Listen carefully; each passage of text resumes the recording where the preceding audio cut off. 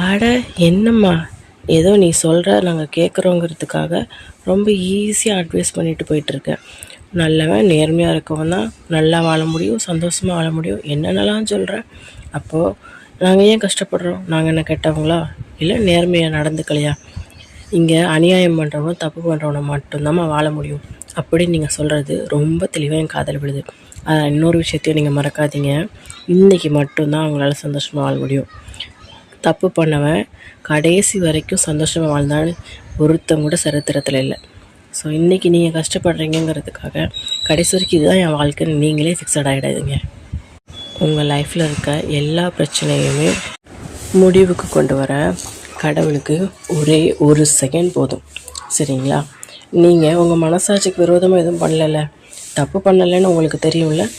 இந்த ஒரு நியாயமான மனசோட நீங்கள் அப்படியே இருங்க. ஒரு நாள் நீங்கள் கண்டிப்பாக இந்த உலகத்தில் சந்தோஷமாக வாழ்வீங்க.